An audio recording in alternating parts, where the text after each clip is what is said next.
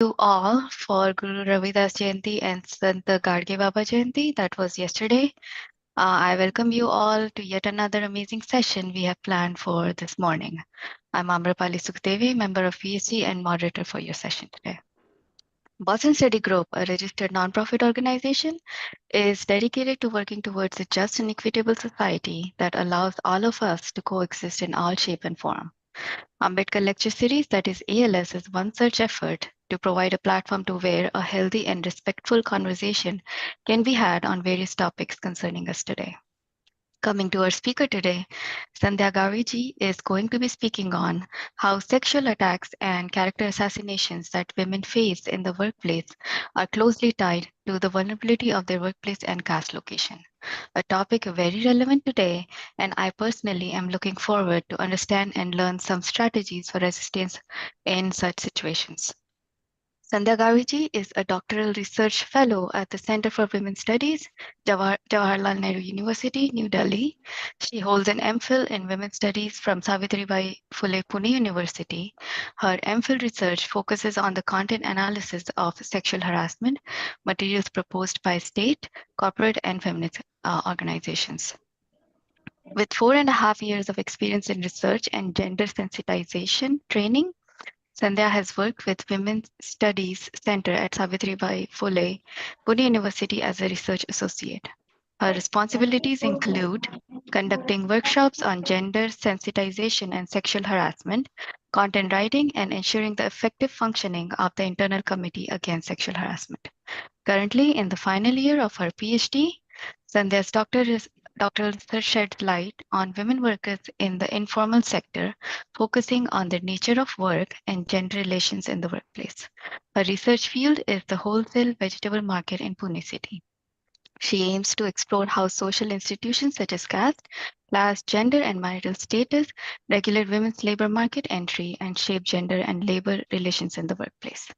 Some of her many achievements are that she has received Bluestone Rising Scholar Award for 2023. Congratulations. She has written encyclopedic entries in regional language for Maharashtra government.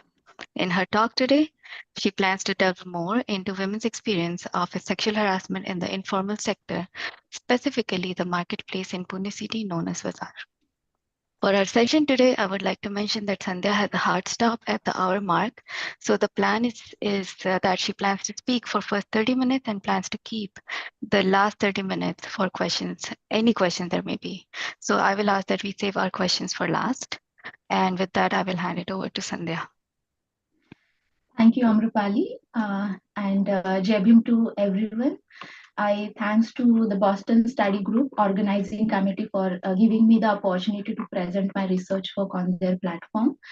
I want to declare that this talk is product of my ongoing doctoral research work at the Center for Women's Studies, JNU. So today I'm going to talk about sexual harassment of marginalized women workers and how their workplace contribute or plays an important role in shaping their experiences. The talk is mainly divided into two parts. First, I will discuss Bazaar, a wholesale vegetable marketplace in Pune city. Pune is a city in the state of Maharashtra, India, and I'm emphasizing on how workplace structures and plays an important role in shaping women's sexual harassment experiences. And in second part, I will delve into how social categories such as caste, gender, and marital status play an important role in shaping sexual harassment experiences of women workers. So, before talking about workplace and sexual harassment linkages, I will briefly tell you about bazaar or a marketplace, as this term might be new for some people, and how a social context and spatial practices shape image of women workers. So, historically, bazaar has been seen as a central part of the informal economy. However, very few scholars have engaged with it. Most of the people from rural India might know that marketplace or bazaar is an extended version of the weekly market in rural spaces.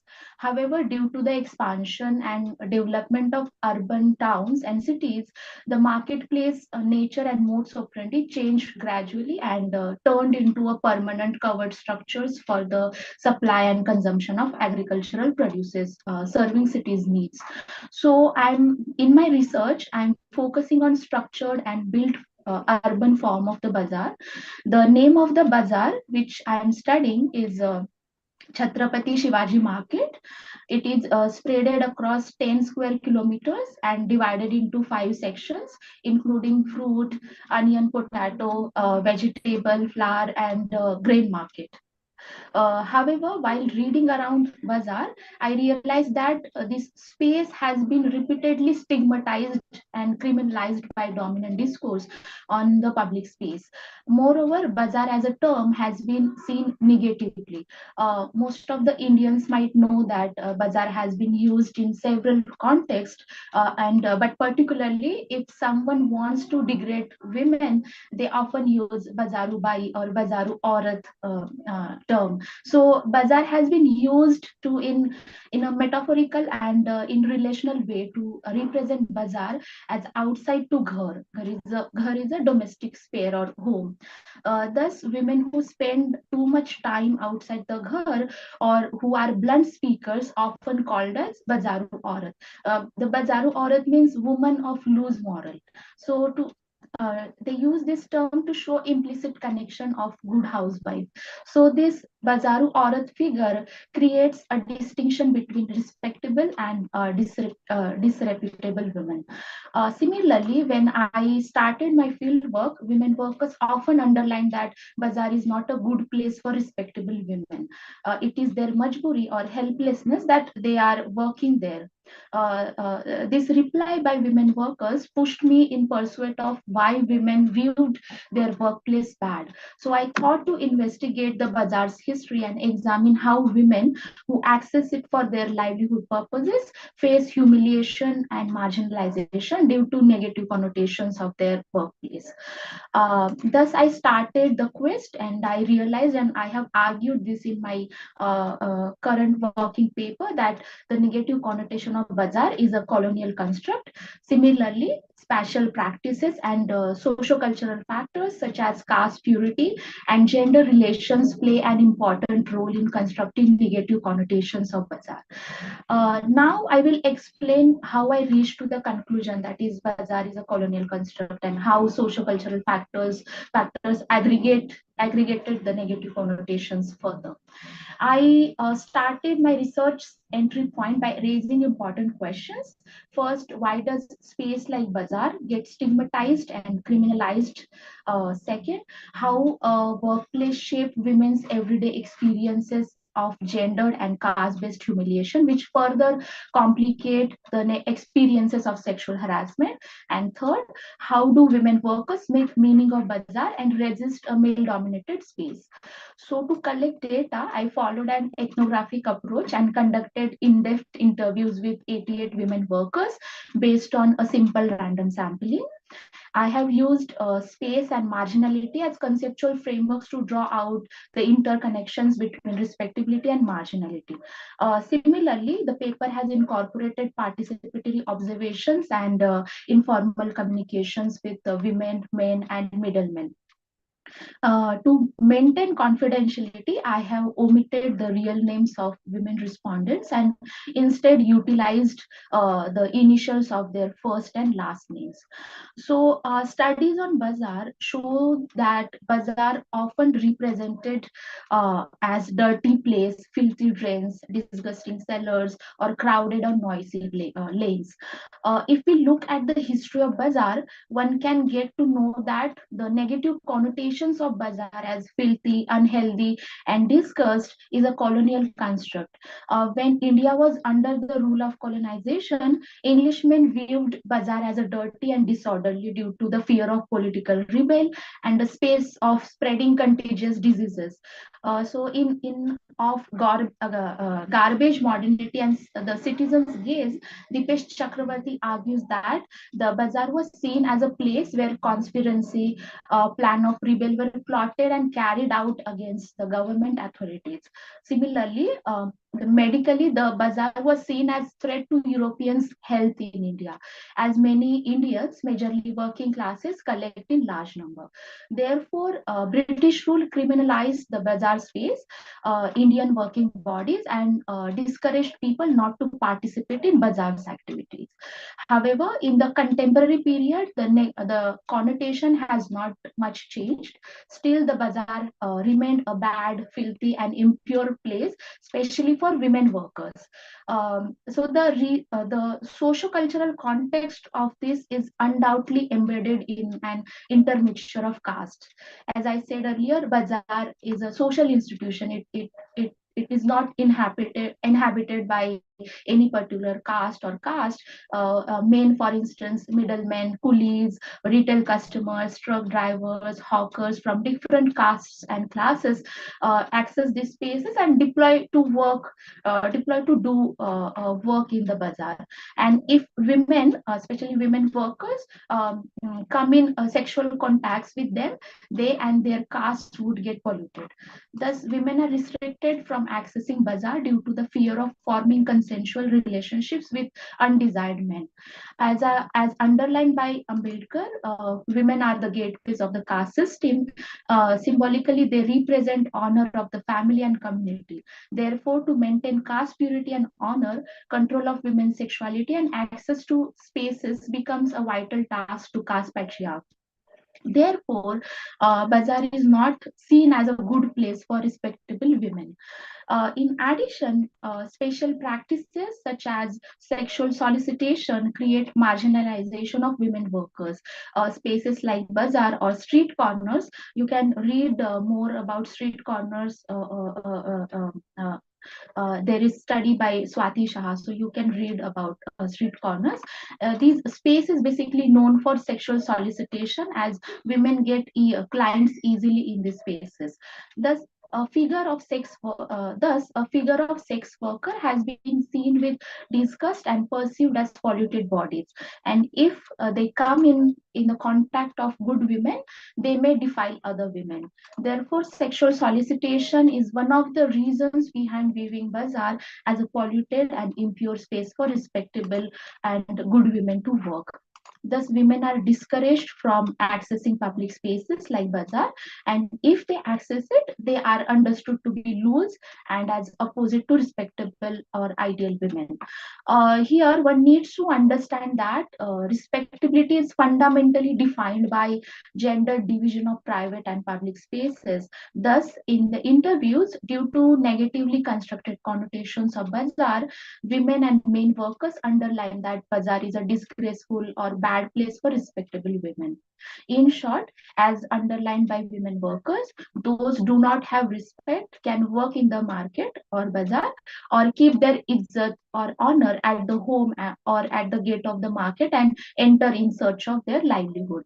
In these circumstances, knowing how women workers negotiate uh, with meaning of bazaar as they inhabit the polluted space is important. Now I briefly read two narratives to understand how women get ridiculed and marginalized due to their workplace. So KK, a 35-year-old married woman, added, I quote, when we enter the market, no matter how hard and carefully we work and well behave, our izzat, our honor get degenerated. People do not appreciate women those work here. Sometimes our own male colleagues stare and pass lewd comments. In KK's narrative, we can see that according to women workers, market is seen as undignified place, and often women workers seen as characterless. Similarly, women's relatives or their husband and co-workers in the marketplace often treat women workers, they do not treat women workers with dignity due to their workplace, and often they cast doubt on them. In second narrative, SG, a 58-year-old widowed, said, I quote, "Whenever I go to the village, I argue with relatives over any issue. They say, why are you arguing with her? She is a bazarubai, or she is a market woman." People think market women are morally loose and characterless. So this stigma of morally loose and characterless is attached to women workers due to the nature of their workplace.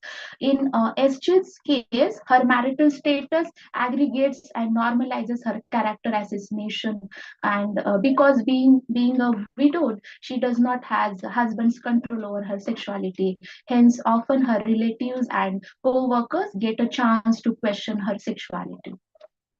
Further, I observed in the field work that there is a strong perception among workers that women who have gold jewelry and uh, own a house do sexual solicitation in bazaar, and that is why they earn so much. So Yuji, a middle-aged deserted woman, while expressing her thoughts, said that some women do dhanda. Dhanda is a sex work and gain economically. So UG's comment directly pointed towards the sexual solicitation services given by some bazaar women workers in exchange of money. There are other people too who confirmed the sexual solicitation practice in the bazaar but remained tight-lipped on the names. So this special practice of sexual solicitation becomes a ground to humiliate and deny respect to all women, especially widowed, deserted women, as their sexuality is not controlled by marriage bounds. And when women workers involved in the sexual solicitation are seen as unfriendly and disgusting bodies, thus women workers avoid close contact with them. Moreover, often workers stigmatize and marginalize migrants, lower caste, denotified tribes, community women. In Bazaar, most women and men workers underline that Banjara and Picker women are thieves and characterless. According to them, these women are not good and indulge in bad activities. Basically, Picker and Banjara women become easy targets due to their caste location. So basically, Banjara is a denotified tribe group was identified as a community of hereditary criminals in the British era. However, the Criminal Tribal Act 1871 does not exist now, but the treatment and image of Banjaras still has not changed. Similarly, picker women is a category of workers who pick fallen goods from roadside or heap of the waste. Basically, these women belong to lower caste. Thus, it becomes easy to stigmatize them and link with them with criminal activities. So, this shows how much caste consciousness is deeply ingrained into people's mind and work on day-to-day basis. Similarly, the nature of work and workers' social status mark differentiations among women workers and create binary of good and bad women. As a result of this, other women workers do not want to talk or keep any close relation or close contact with Banjara and Picker women. So these Banjara and Picker women are already on the receiving end, and such remarks and exclusion at the workplace decrease their social networks and harm their right to work with dignity. This discriminatory treatment with marginalized women show that at some point all women in the bazaar are subject to gender and caste economic discrimination at the workplace, but women belong to marginal social identities such as caste and marital status face caste-based discrimination more explicitly. Hence, women's social location cannot be read in isolation. Therefore, as Salman argues, marginal subjectivities and identities are produced through intersectional subjectifying discourses whose multiple axes cannot be examined in isolation of each other. Thus women who examine no thus when we examine intersections in the bazaar, it becomes evident how internal hierarchies among women workers operate, create respectable or less respectable or good versus bad binaries, and push women at the margin. Now I will shift to the second part of the talk, which talks about how women workers sexual harassment experiences get shaped in the bazaar. Due to the time constraint, I will not go into the history of the sexual harassment. However, I will start with current scenario. In India, India has passed Sexual Harassment of Women Act, Women at Workplace Act in 2013. Although the Sexual Harassment Act and discourse around it might appear to be all about all women, but it tends to implicitly focus only on middle class women. These middle class women often assumed to be a young, urban, educated, able bodied Hindu upper caste heterosexual women who work in formal working setups. Therefore, often we can see in public discourse complaints in the informal workplace often get attention.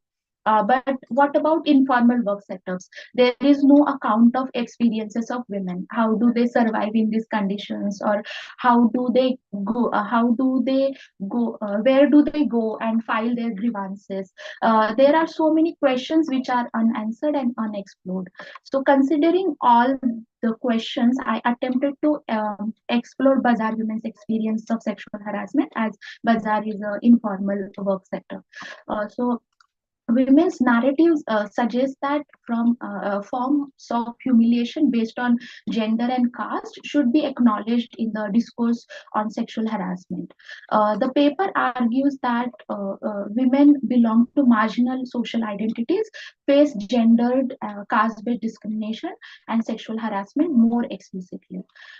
In the ethnographic work, 26 out of 88 women recognize that sexual harassment is an issue and agree that women face sexual harassment in terms of unwanted touching, sexually colored remarks, humiliation, double meaning jokes, and character assassination. In the participatory observation, I found that middlemen and coolies often tease women using double meaning language and sexually colored remarks. In one observation, I was standing in the onion shop. Women workers were filling the onions in the sacks. There were two male coolies standing beside them. They started teasing a woman. A middle-aged coolie said to a woman, "Do not you get sweat while doing?" And he and his colleague laughed out loud. While doing has a sexual connotation. The woman got anxious and replied, "You speak nonsense," and she went outside the shop. After that, Hamal started explaining that he was talking about work, and again he laughed. There's not laugh indicated the double meaning hidden in the question, yet they pretended as if nothing had happened. In second observation, I was talking with a shop woman worker and a male coolie about garlic. One woman worker from a neighboring shop entered into our conversation and started talking with a woman worker. At that time, a male hamal said, "Ali Zombadi." So he said, "Zombadi has come." So I got uncomfortable because local meaning of zombadi is derogatory. It means the person who tries to make sexual advantages or physical contact. He was making fun of her. Later a shop woman said, "Zombadi is her surname. Do not get misunderstood. We people make fun." Here one cannot see that a woman's surname no became a fun object for others. It is a recurrent, deeply insulting and humiliating experience for that woman. And some of you might know that in India, some people's social location can be easily identified by their surnames, and mostly lower castes have degrading surnames and names such as Dagdu means stone like, or Katsre means garbage like. So these names easily easily become target and means of fun. However, the mainstream discourse on sexual harassment does not pay attention on these humiliating experiences. In another incident, NP, a 42 year old deserted woman belonged to Mang community. Mang is a socially and economically deprived caste in Maharashtra. She underlined that earlier I used to dress up well. As you see, my skin complexion is fair, and I used to look good. I would apply sindoor in my hair party, wear gajra. Gajra is a flower garland that women wear in their hair. So it was either my first or second day of work. Our shet means owner of shop, asked my caste. I said Mang. He got astonished and said, "No, Bai." Bai means woman. You are lying. You do not look like Mang. You look like our caste. He is Marwadi. So Marwadi is trading community, which is socially and economically privileged community in India. My living standard was different that time, so he passed such comment. Here, it is crucial to understand that people do not think that lower caste women can, they can live dignified lives and do what they want. You do not look like is itself a casteist comment made to perpetuate the stereotypes about the lower caste communities. And NP Thai's experience shows that marginalized women get excluded from the mainstream form of beauty, and they generally get associated with dark skin complexion, etiquette less or less attractive. Thus, when her shop owner saw her, he got amazed and questioned about her caste location. This shows that the notion of beauty is less related to physical features and more based on caste locations. Further, NP added, male hamals would stare at me and come after me, but I never paid heed. However, some women spread false propagation about me. They used to say Bai has come from a brothel. They judged me due to my appearance and categorized me as a sex worker. Then one day, union activist told me that told all women that I am not a sex worker. Her living style is different than us. Her husband has abandoned her. Then a woman said, if her husband has abandoned her, how she can dress up like that? Then union activists consoled me and asked me come to work in simple clothes. After that, I did not dress up, and now I do not feel like to wearing nice clothes. So NP character assassination and public rumor mongering enormously hurt her and lowered her confidence. From this particular point or particular incident, she stopped wearing whatever she used to like. These kind of small but not unimportant factual details need to read very carefully to understand the lived experience of marginalized women. Similarly, her marital status prevented her from living certain life she wanted. So these women on the margin face humiliation due to their workplace, similarly due to their social location. However, as Bell Hooks underline, marginality as a site of resistance. So these marginalized groups have challenged and negotiated with the center's power. It is not that they are just experiencing these experiences. If we delve into the registral strategies applied by women workers to mitigate sexual harassment in the workplace, we can understand that women are actively refuting male dominance and challenging patriarchal ideologies as part of everyday politics. So in my fieldwork, there are 34 widowed and 17 deserted women workers, and I observed that almost all widowed and deserted women wear Mangal Sutra. Mangal Sutra is a necklace where married women wear this, and put bindi on their forehead. Generally, Mangal Sutra and other marital markers are seen as sacred symbolic symbols forbidden to widowed and deserted women. However, women have transgressed traditional patriarchal boundaries and claimed autonomy over their bodies. While talking about wearing Mangal Sutra, UG, 48-year-old deserted woman underlined, this is a market and you will find n numbers of personalities here. I wear Mangal Sutra to make people perceive that my husband is alive and living with me.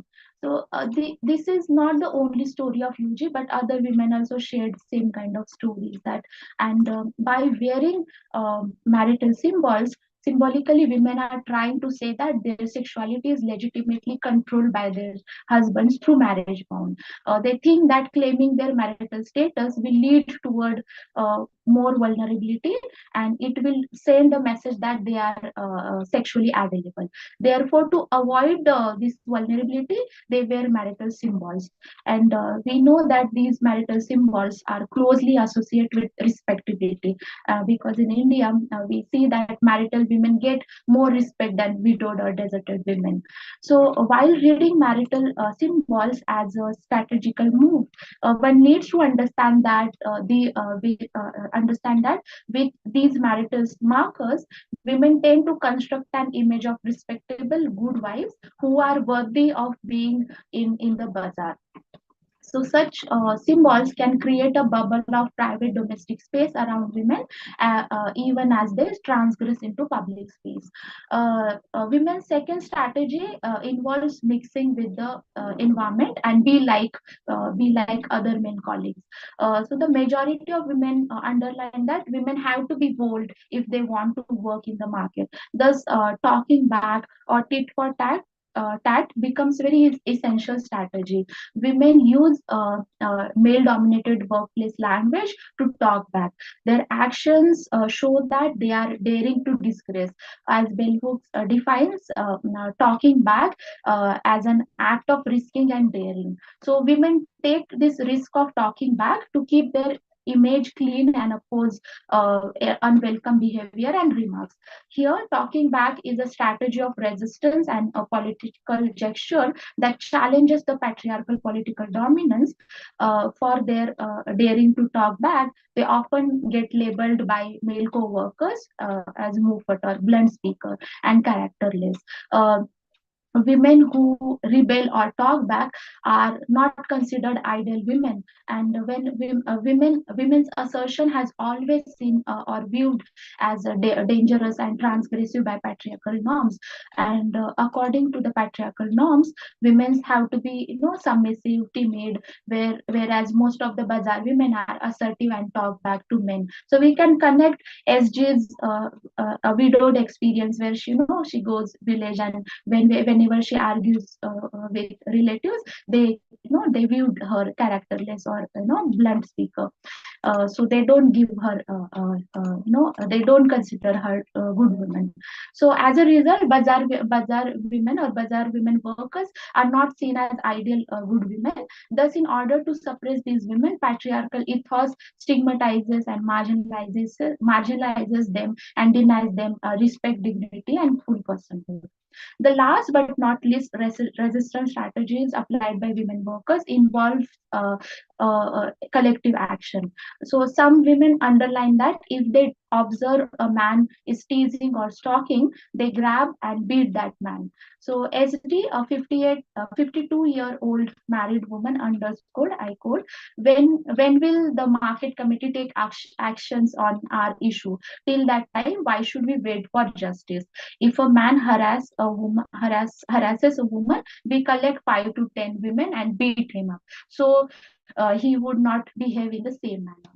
So it has been observed that women do not have much faith in support mechanism. Thus, they create alternative mechanisms to deal with sexual harassment. Thus, alternative mechanisms provide them instant justice, sanction their violence, and give legitimacy to their actions. So, by reading narratives of women workers, I conclude that everyday humiliation, sexual harassment, violence, and character assassination faced by women workers are closely linked with their workplace, nature of work, and caste location. Therefore, there is a common shared experience among married, widowed, and deserted women, that is character assassination. Often their relatives, husband, have a fear of losing izzat because bazaar provides a space where all caste, class, and gender can inhabit the space and work in close physical proximity.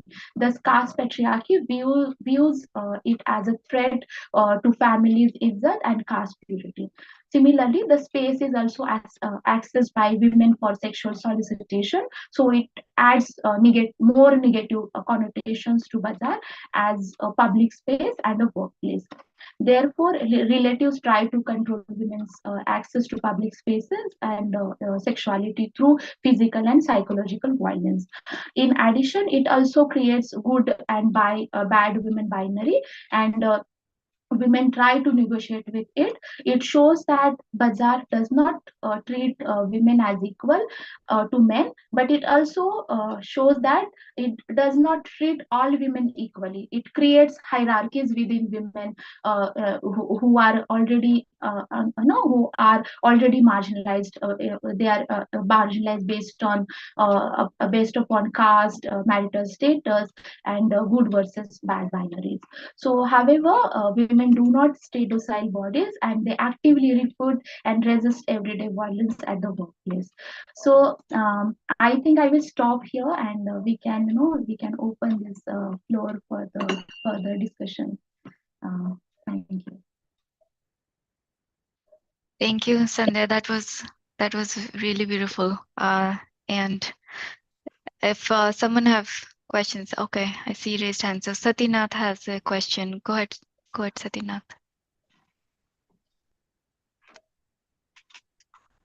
Yeah. Jai Bhim, it was a nice presentation, very good, informative. Thank you very much. I had a couple of questions. I'll tell my questions right away so that, I mean, 2 or 3 questions together so that I may not get another chance to ask you a question.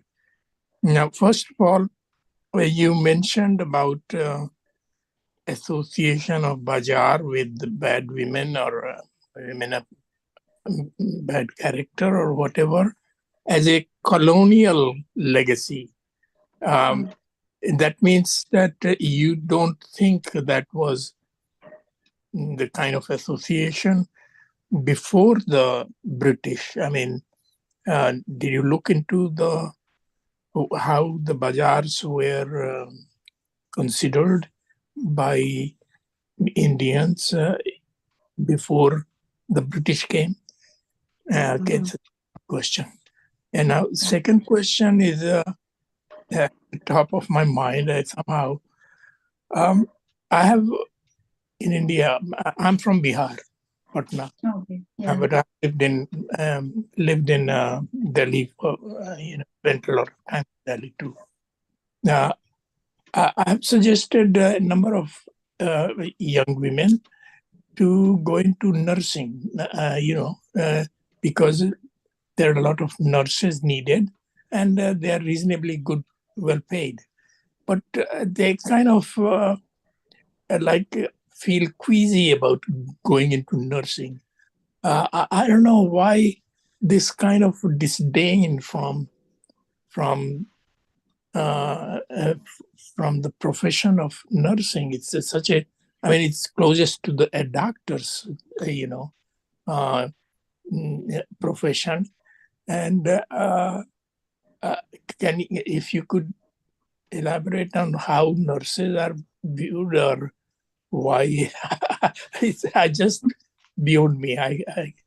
But since you are talking about sexuality and all, so I thought I'll ask you that question. Now, thirdly, you mentioned words about criminal tribe and denotified castes. I used to think that denotified areas are, I don't know, I think in the forest areas. So certain areas are denotified as tribal area. So they can't sell the things because people are, to protect the area from exploitation, from monetary exploitation. But are there something like denotified caste? I have heard of criminal tribes. So I don't know if that connotes denotified tribes or not. So also criminal tribes, does that refer to all um, uh, tribal communities, or from among them only a couple of them were picked and labeled as criminal tribe? So if you could educate me about that also, I would appreciate. Okay, so, and Bajaru women I've never heard of actually in Bihar as well as in Delhi. I mean, I think more often I've heard the word Randi, or I forget, maybe another word. But Bajaru women, I would think that it would be associated more with the, okay, if somebody says she's a Bajaru woman, uh, she's sellable. She is available for sale, for hire. So that would be not somebody who spends a lot of time in bazaar or who works in a bazaar. So, okay, I'm done. Thank you. Okay, thank you. Thank you for the questions. So I will start with your first question. As you said, association of bazaar, no good and bad. Yes, I started looking bazaar from um, I basically referred colonial context only. I didn't go back and refer how Indians have talked about bazaars, and there are very limited literature available around this. So for this colonial construct, I referred Dipesh Chakravarti's work, who talks about how bazaar is basically a colonial construct. So I didn't refer that old literature where in Indian context how bazaar has viewed India, by Indian scholars. So, but thank you so much for flagging this question. I will read around this and I will also write this in my Eh, working paper. Um, Just interject here. I think a lot of people ascribe many wrong things in India to colonial legacy, as though it's only the British who brought it. I mean, it didn't exist yes. before. Okay, thanks. Yeah. That's why I underline that Englishman means British Englishman, right? The second question about, you are talking about nurses, why they are why they are not working in the hospitals. I don't have I don't I don't know how to answer this question, because there is no significant data who talks about why women are not joining nursing, because we see that there are women women they are working in large number in this area, especially in care services. Women are working in very large number, but we can means I can I can say that uh, hospitals or this kind of clinics, again these are not only accessed by doctors, but these are accessed by various patients, and this workplace again becomes a workplace where women can get harassed by not only doctors, but also other patients and other co-workers. But in the hospital areas, we can see that there is no stigma attached to this profession. that's why I think there are good numbers of women who work in this care sector. The third question you asked, it's about denotified tribe. I uh, uh, I don't my expertise is not in denotified tribes, so I can't talk much about this. But yeah, there are certain communities who labeled as denotified tribes who are linked with criminal activities. So there are tribes. I am not sure about is there are caste within it, but yeah, there are tribes for sure. Fourth question, where you means you said you are unaware about Bazaru Aurat term, but in Maharashtra, specifically in Maharashtra and North India, is also I heard some some men they have used this Bazaru Aurat term to they used this term as metaphorical way to represent to represent distinction between good women and bad women. Bazaru auras, basically they see Bazaru auras, means they identify Bazaru auras as women who are who are characterless or loose women. So yeah, basically these are the answers to your questions. Thank you. I think we have Sephora next, who has a question. So we'll go there. Go for it. Hi, Sandhya. Yeah, Hi, thank you, hi. Amrupali. Hi, Sandhya. It was great listening to you. It was really framed well. So I Thank have a couple of questions, maybe not comments, like a few questions and then one comment. First of all, I'm audible, right? Yeah. Yes. Yeah. So first of all, when you talked about the sexual harassment in the market, you talked about it in terms of an intersection, in terms of as an intersectional experience, right? Where caste and Yeah. gender intersect and shape the experience. Mm. But then when you talked about resistance toward these sexual harassments, you talked about resistance towards patriarchy. There, I mean, there I got a little confused because the problem was an intersectional problem, but resistance was told in not really in terms of intersection, but about patriarchy. So, like, was it a very conscious thing, or I mean, did you think about it? Or how do you understand that? That's my first question. I mean, why their resistance in the resistance section? You already talked about uh, resistance towards patriarchy. That's my first question.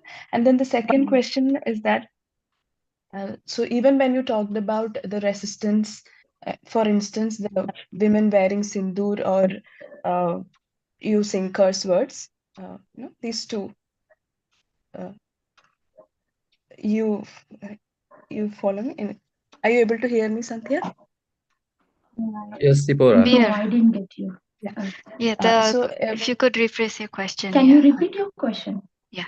yeah. I mean, I haven't finished. I'll re-articulate it. So when you talked about resistance, the two instances where women wear sindoor and women using curse words against men.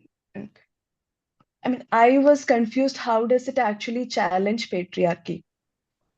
In the sense, So, I mean, in the sense, sorry, my because because I feel that even those actions are very much, they are resistance, practically resistance that I understand, but those resistance are also very much framed within patriarchy, right?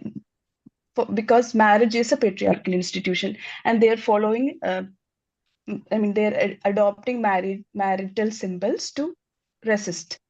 So, I mean, how do you see a problem? Not problem, but maybe a contradiction in that, in the way they resist. And also, it's interesting to me because the first two examples of resistance and the last one, where women collectively come together and beat up the man, I find a qualitative difference between the first two and the last one. The first two conforming within patriarchy, and the last one in some ways challenging patriarchy, where women come collectively and really not as individuals. So how do you respond to that? That's all. Thank you. Yeah, thank you so much for flagging this question. So yes, I talked about intersections, experiences of women, uh, and how they use different resistance strategies. But here now we have to understand that they live in patriarchal structures. That why and this came from women. That's why I also read this from their perspective only, that how living in the patriarchal institutions, they adopt patriarchal strategies or different strategies to negotiate with the institution. That's why I wrote or I underlined this patriarchal strategies. But yes, I think your question it stuck me, and I will think about this question in more detail. And thank you so much for bringing this question Thank you. about I mean, it just came to my mind, and I thought just I'll yes share with you. yes But I mean, even the idea that they frame their resistance within the confines of patriarchy, yes that is also, I mean, when we think about it, it's not a problem in the way they resist. But yes then, I mean, I thought it's better to state that this is how they resist. Yeah, that's all. yes But yeah, great. yes Thank you. yes yeah, thank you so much. Yes Go for it, Priya. Hi, Sandhya. Hi. Sorry. Thank you for your insightful presentation. It was very engaging. I may sound out of context, but I thought I would ask you and take this opportunity. Um, uh, I actually want to discuss the issue of restrictions placed on a woman working during night shifts in India. Unfortunately, like there is still a prevalent stigma surrounding women who work late hours. Often they are unfairly questioned for their characters. But nowadays there are many multinational companies in India who offer very good job opportunities during these hours. And some of the women, they have no option but go for this kind of a job where they are paid very well. So do you have any insight or information on this, or what are your thoughts on this matter? Okay. So yes, you are right that women are not encouraged to go for night shifts, specifically in Indian context. It still sees as a not literally stigma, but it says in the context of safety that women, they are not allowed to go outside at the night, and that's why in Indian context, I haven't come across any specific studies who talks about these women's experiences who work in night shifts. And specifically, I think in India, according to my knowledge, mostly women those work in BPOs or multinational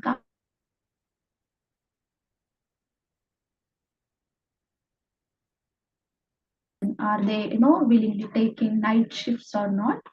But yeah, I haven't come across any specific literature around this night shifts. But particularly in the Indian context, women are not they are not encouraged to opt for night shifts. Thank you. Sanjay sir. Hello. Thanks, Amrapali. Sandhya, thank you very much for this talk. These bazaar words, since our childhood, we know about it. We go to the bazaar, but we were not aware about all the notations, and especially the derogatory notations this particular word is attached with. And it is very saddening to listen that all these women who work in the bazaar for their livelihood has to go through all this type of derogation, discrimination, as well as humiliation. So thanks for bringing that to us. So I just wanted to know whether these women who work in the bazaar, are they falls under the organized sector, or where they can be part of the unions, or they are not part of the unions. Padmaji is here, who basically works in the union thing. So I'm not sure whether she can also answer this question, but I just wanted to know your opinion about that. And second question is, what is the percentage of the women who basically subjected to this type of things, or it is common across everyone? Whenever they say woman, they just bloody try to humiliate them and subjugated to any social sexual contests. Thank you. Thank you so much, sir. So basically, bazaar or the wholesale vegetable market, it comes under informal sector. It is not formal workplace settings. And in the bazaar, in Pune's wholesale vegetable market, there are some union organizations where these women workers are attached to these unions. And whenever they, face this kind of sexual harassment experience, they do approach these unions to solve their problems. So according to sexual harassment law 2013, there should be a district community to resolve this kind of uh, complaints, but women do not have idea about this district committee against sexual harassment. They don't have awareness. And in the bazaar, they also do not have a sexual harassment committee constituted by these unions. So all these sexual harassment complaints, whenever women approach unions, they approach them informally, and unions also take actions informally. So there is no any kind of formal workplace or formal support mechanisms where women can go and approach.